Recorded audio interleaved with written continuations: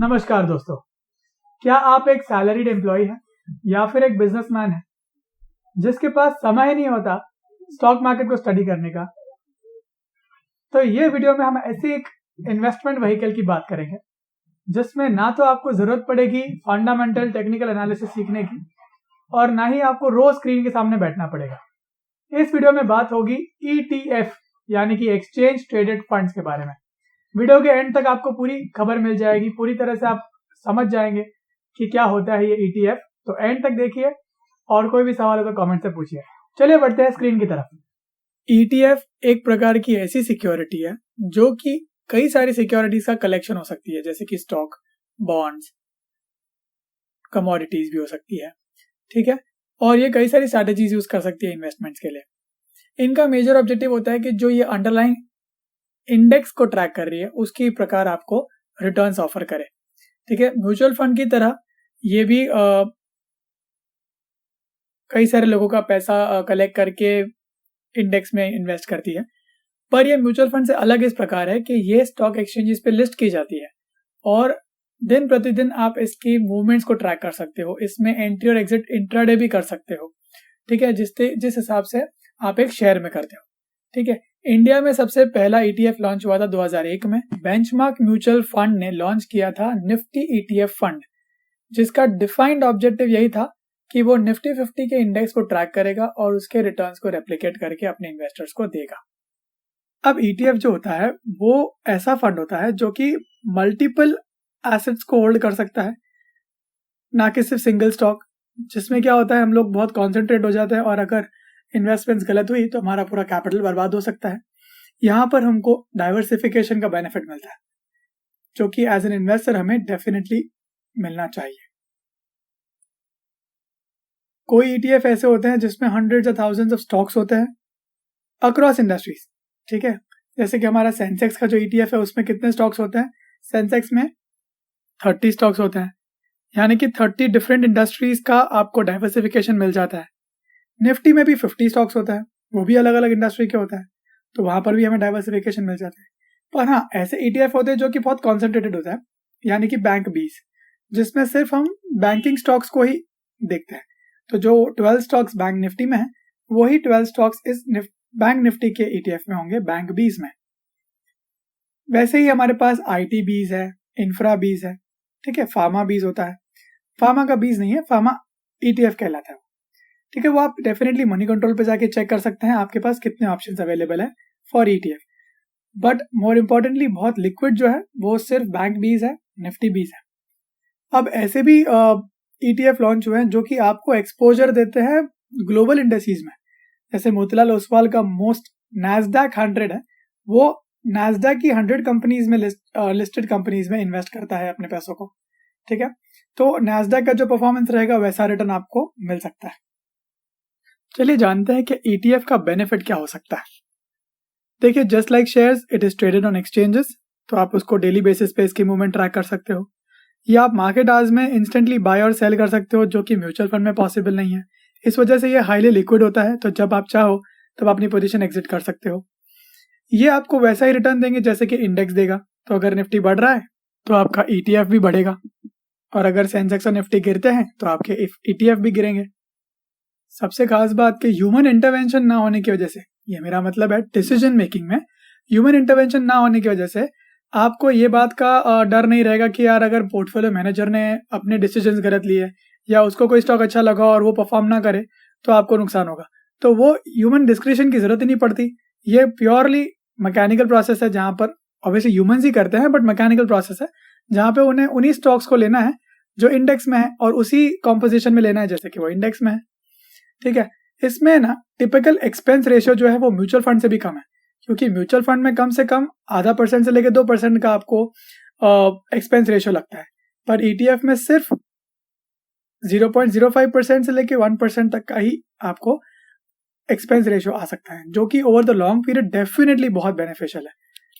जिस प्रकार हम अपने शेयर्स को कोलैटरल रख सकते हैं ब्रोकर के पास में, उसी प्रकार ETFs को भी रख सकते हैं, और इसमें आपको बहुत अच्छा मार्जिन मिल जाता है। समझिए अराउंड 15 to 20% का ही हेयर कट आता है, जो कि कई सारे स्टॉक्स में तो 70-80% का भी हेयर कट ले लेते हैं, ठीक है। तो ये बात तो पक्की है कि अगर ब्रोकर आपको इसके अगेंस्ट मार्जिन देने को रेडी है, मतलब ये सेफ है। इसमें रिटर्न्स भी आप डेफिनेटली एफडी से ज़्यादा एक्सपेक्ट कर सकते हैं, क्योंकि एफडी में जहाँ 7% मिलता है, इस महीने में ही निफ्टी ने ऑलमोस्ट 10% का रिटर्न दिया था। तो ये ETF ने भी आपको 10% का रिटर्न इस महीने में ही दे दिया है। तो हम ऑब्वियसली हर महीने 10% एक्सपेक्ट नहीं कर सकते, बट अगर हम एक एवरेज निकाले पूरे साल का, तो मोर देन 1% रिटर्न आप एक्सपेक्ट कर ही सकते हो। सबसे अच्छी बात जो है, ये SIP के लिए बेस्ट कैंडिडेट है। क्यों?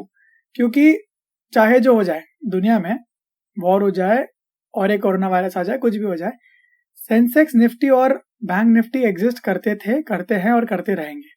ठीक है, तो अगर नीचे गिरते हैं तो आपके लिए एवरेज करने का बेस्ट मौका होता है। जैसे कि अभी 7500 पे आप निफ्टी ETF में डेफिनेटली आप एवरेजिंग कर सकते थे, और वहां से भी आपको नियर अबाउट 60-70% का रिटर्न मिल चुका है। ठीक है, और इसी प्रकार आप ओवर द लॉन्ग पीरियड, अगर आप एक नए इन्वेस्टर हो, एक यंग 18-20 ईयर्स के न्यू अर्निंग मेंबर हो, तो आपके लिए तो बेस्ट मौका है। अगर आप एक कॉर्पस बिल्ड करना चाहते हो ओवर द लॉन्ग पीरियड, आप ETF में हर महीने अपनी इन्वेस्टमेंट करिए। और एक बात है कि इसमें आपको इन्वेस्टमेंट गुरुज की बात सुनने की जरूरत नहीं है। आपको फंडामेंटल एनालिसिस, टेक्निकल एनालिसिस जैसी स्किल्स सीखने में और उसे मास्टर करने में टाइम और पैसा बिगाड़ने की जरूरत नहीं है। आपको पूरे दिन स्क्रीन के सामने बैठने की भी जरूरत नहीं है। सिर्फ पैसिव तरीके से आप अपने कॉर्पस को बिल्ड कीजिए और इसके रिटर्न्स को एंजॉय कीजिए। चलिए, आप जानते हैं 2 मेजर इंडियन ETFs के बारे में। ठीक है, ये क्यों जरूरी है? क्योंकि ये बहुत लिक्विड है और ये आपको वैसा बेनिफिट देंगे जो कि बैंक निफ्टी और निफ्टी इंडेक्स दे सकता है। सबसे पहली बात करते हैं निफ्टी 20 की। Nifty 20 benchmark exchange traded scheme, जो इसका फुल फॉर्म है, वो लॉन्च हुआ था, आपको पता है, 2001 में। ये वही चीजों को बाय करता है और उसी प्रपोर्शन में बाय करता है जितना कि निफ्टी इंडेक्स में पाया जाता है। एक म्यूचुअल फंड और शेयर की तरह ये रोज आपको NAV बताएगा, और आप इसको शेयर्स की तरह ट्रेड भी कर सकते हो। इंट्राडे चाहो तो अपनी पोजीशन बना सकते हो, एग्जिट भी कर सकते हो। हर एक यूनिट जो है वो निफ्टी का 1/10 हिस्सा होता है। ठीक है, हर रोज ये ट्रेड होता है। आपको इसके स्क्रीन पे जाके चेक करना है तो बहुत आसान है। उसकी गिवन सिंबल को डालिए या फिर उसका नाम डालिए, आपको रियल टाइम में उसकी NAV नजर आ जाएगी। अब बात करते हैं बैंक 20 की। बैंक एक्सचेंज ट्रेडेड फंड जो है वो गोल्डमैन सैक्स ने लॉन्च किया था। इसकी भी ऑब्जेक्टिव क्या है? बैंक निफ्टी का जो इंडेक्स है उसकी जो रिटर्न्स होती है उसी को ये मिरर करेगा और आपको देगा। इसमें वही 12 स्टॉक्स है जो बैंक निफ्टी में है और उसी प्रपोर्शन में है जैसे कि वो बैंक निफ्टी में आते हैं। ठीक है, जैसे कि HDFC बैंक है जिसका वेटेज सबसे ज्यादा है, तो इस बैंक 20 में भी इसी ETF में उसका वेटेज सबसे ज्यादा होगा। अब जानते हैं कि किस तरह से इसमें इन्वेस्टमेंट्स की जा सकती है। तो as I already told you, just like आपके पास एक डीमैट ट्रेडिंग अकाउंट होता है जिसमें कि आप शेयर्स को बाय और सेल करते हो, उसी प्रकार आपको इसके अंदर भी वही करना है।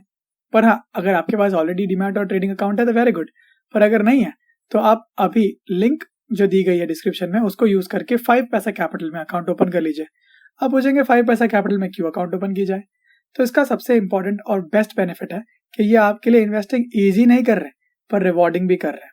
ठीक है, 5 मिनट में आपका अकाउंट ओपन हो जाएगा जो कि ऑल इन वन होगा, यानी कि आप उसमें shares, mutual funds, currency, derivatives, commodity सब ट्रेड कर सकते हो। ठीक है, और ये पूरी तरह से ऑनलाइन अकाउंट ओपन हो जाएगा। उसी के साथ आपको मिलेगा एक स्टेबल ट्रेडिंग प्लेटफॉर्म, जो कि आपको पता ही है आजकल वॉलेटाइल डेज पर किस तरह की किसी ब्रोकर के टर्मिनल्स क्रैश हो जाता है। ठीक है, वो आपको यहाँ नहीं मिलेगा। फ्लैट फी लगेगी 20 rupees per trade irrespective of the turnover, यानी कि आप 5 लाख का ट्रेड कीजिए या 50 करोड़ का, एक ऑर्डर पे आपको सिर्फ 20 रुपीज पर ट्रेड ही लगेगा। एक और अच्छा बेनिफिट आपके लिए यह है कि 5 पैसा ने पावर इन्वेस्टर पैक ऑफर किया है, जो कि वैसे तो 499 रुपीज पर मंथ का उसका चार्ज है, पर आप अगर ये ऑफर 999 डालेंगे प्रोमो कोड के तौर पे तो आपको 1 मंथ के लिए फ्री मिलेगा। साथ ही साथ 20 रुपीज की ब्रोकरेज की जगह सिर्फ 10 रुपीज पर ट्रेड का आपको फी लगेगा।